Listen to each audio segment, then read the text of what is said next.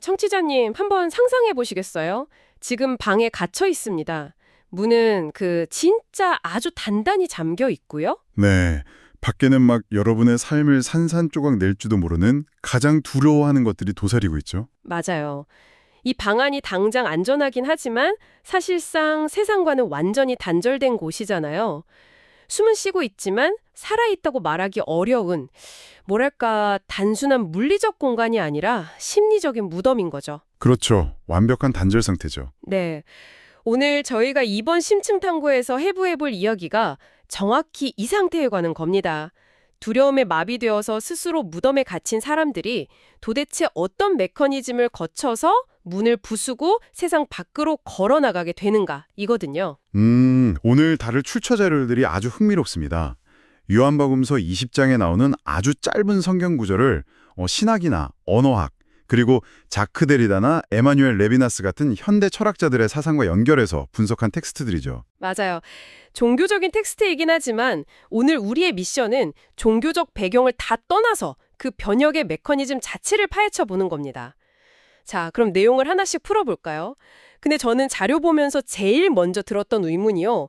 왜 하필 이 구절일까요? 어떤 의미이신가요? 그러니까 기독교에서 성령 강림이라고 하면 보통 사도행전 떠올리잖아요. 막 하늘에서 불꽃 떨어지고 사람들이 온갖 방언 쏟아대고 수많은 인파가 광장에 모여드는 그런 블록버스터 영화 같은 장면이요. 아, 그렇죠. 보통 그 극적이나 오순절 사건을 가장 중요하게 생각하죠. 네네. 근데 왜 가장 스펙터클한 사도행전 대신에 부활 직후에 아주 조용한 밀실을 배경으로 한 이 요한복음 구절이 인간 변혁을 설명하는 핵심 단서로 채택된 걸까요? 여기서 되게 매력적인 지점이 등장하는데요. 누가 쓴 사도행전, 그러니까 루카복음은 약간 역사가의 시선에 가깝습니다. 부활, 승천, 그리고 50일 뒤에 성령이 내려온다는 명확한 연대기적 시간표를 따르거든요. 아, 철저하게 시간 순서대로 기록했다는 거군요. 네. 하지만 요한은 그 시간의 순서를 과감하게 무시해버립니다.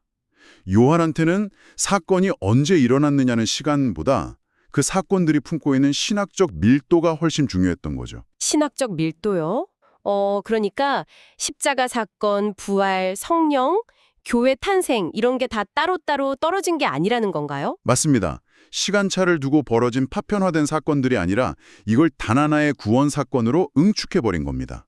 그래서 이걸 요한의 오순절이라고 부르기도 하죠. 와, 시간을 아예 억지로 압축했다는 건데, 제자들의 심리 상태를 생각해보면 좀 힌트가 될 것 같기도 해요. 어떻게 보시는데요? 만약 이 모든 과정이 막 승리하고 다 자리 잡은 뒤에 50일이나 지나서 여유롭게 일어났다면 그건 그냥 화려한 기념식 아닐까요? 근데 지금 자료에 등장하는 제자들은 문 잠가놓고 덜덜 떨고 있단 말이에요. 네, 실존적인 폐쇄성이 완전히 갇혀있는 도망자들이죠. 그러니까요. 살아는 있지만 이미 죽은 존재들이라는 자료의 표현이 참 뼈 때리게 와닿습니다.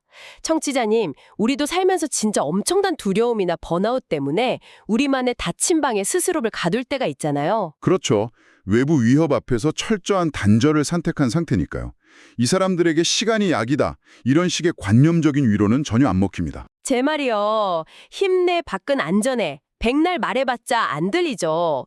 그렇다면 이 닫힌 무덤 같은 방에서 대체 어떻게 빠져나올 수 있었을까요? 방금 말씀하신 대로 아예 생명을 새로 불어넣는 새 창조의 작업이 필요했을 텐데요. 바로 그 새 창조의 메커니즘이 이 본문 속 예수님의 행위에 숨어 있습니다.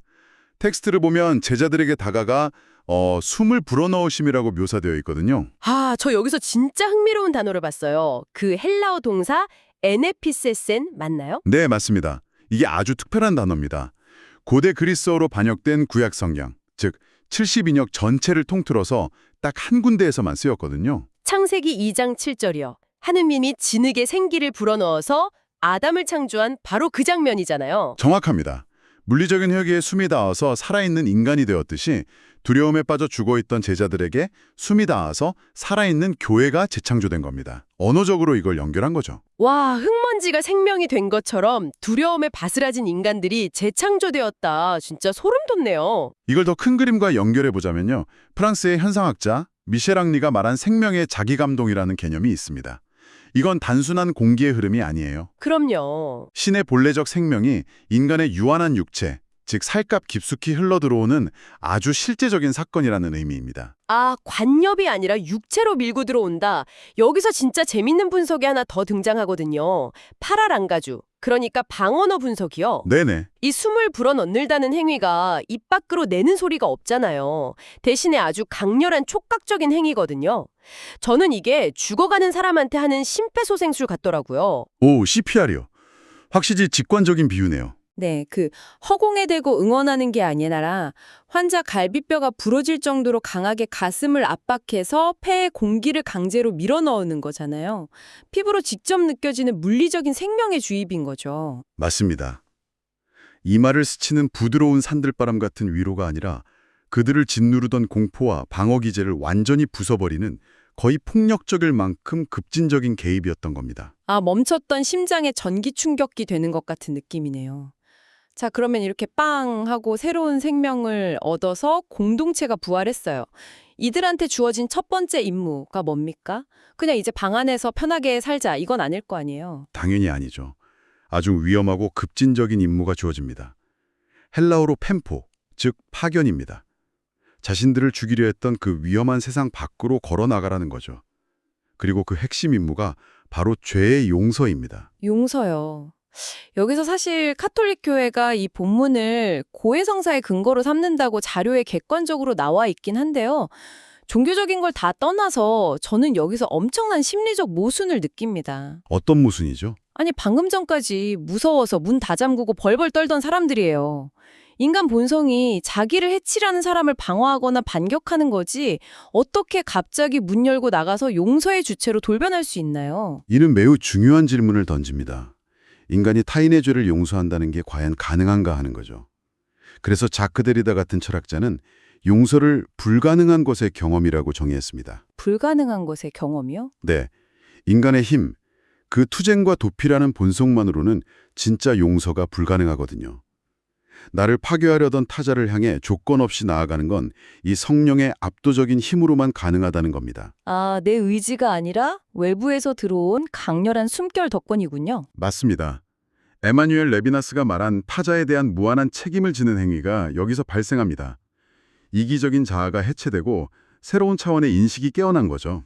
그러니까 내가 꾹 참고 용서해야지 하고 결심한 게 아니라 새롭게 들어온 생명력이 너무 강력해서 두려움이나 방어 기제 자체가 붕괴해버린 거네요? 그럼 대체 그 기폭제가 뭡니까? 어떻게 그 인식이 순식간에 뒤집히죠? 그 기폭제는 바로 예수님이 던진 짧지만 강력한 언어에 있었습니다. 평화라는 선언이죠. 본문을 보면 평화가 너희와 함께 이 샬롬이라는 문장을 3번이나 반복합니다. 아, 샬롬이요? 당시 유대 사회에서는 진짜 흔한 일상적 인사말이잖아요. 그냥 안녕하세요 같음? 맞아요. 그래서 언어학자 폴 리퀘르의 랑그와 파롤 개념을 적용해 볼 수 있습니다. 일상적인 인사말로 쓰일 때는 그냥 랑그였지만 죽음을 통과한 부활한 존재가 이 공포의 밀실에서 내뱉은 순간 이건 완전히 새로운 파롤이 된 거죠. 파롤. 그러니까 특정한 순간에 고유하게 내뱉어져서 실제를 창조하는 언어요? 그렇습니다. 관계와 창조의 질서를 회복시키는 실제적 평화를 창조해버린 겁니다. 장육 마리옹은 이걸 포화된 현상이라고 인용하기도 했죠. 포화된 현상이요? 아, 그 태양 맨눈으로 볼 때처럼 시신경 마비되는 그런 과부하 말씀이시죠? 맞습니다. 인간의 인식을 완전히 압도해버리는 이 거대한 은총이 쏟아지니까 제자들이 수동적으로 방에 숨어있던 관찰자에서 능동적으로 세상을 향해 나아가는 파견자로 변화한 겁니다. 와, 그렇다면 진짜 이 모든 게 대체 무슨 의미일까요? 저는 여기서 그 평화를 선언하면서 보여준 예수님의 비언어석 행위가 너무 충격적이었어요. 당신의 두 손과 옆구리를 보여주셨잖아요. 아, 십자가에 못 박히고 창에 찔린 상처 말이죠. 이 부분이 핵심입니다. 제 말이요. 완벽한 존재로 부활했으면 상처도 흔적 없이 싹 치유돼야 정상 아닙니까? 근데 흉터를 훈장처럼 그대로 달고 나타나서 똑똑히 보여준단 말이에요. 그래서 이게 단순히 성령이 죄나 아픔을 덮어버리는 게 아니라는 겁니다. 상처를 대하는 완전히 새로운 방식을 보여준 강력한 몸의 언어죠. 과거에는 그 상처가 고통과 패배의 끔찍한 증거였지만 이제는 영광의 기호로 변모한 겁니다. 와, 영광의 기호요? 그러니까 두려움을 이겨내고 새로운 생명을 얻었다는 걸 증명하는 증거인 거네요. 제자들도 자기들의 비겁함이나 배신이라는 상처를 안고 있었을 텐데 이 흉터를 보고 직시하게 되면서 관계를 회복할 힘을 얻은 거군요. 맞습니다. 내 상처가 더 이상 파멸의 증거가 아니라는 걸 깨달을 때 비로소 세상 밖으로 나아가 타인을 용서할 수 있는 출발점에 서게 되는 거죠. 참 엄청난 통찰이네요. 자, 오늘 저희가 나눈 이 심층 탐구 진짜 여운이 깊습니다. 이 짧은 장면이 단순한 종교 에피소드가 아니었어요.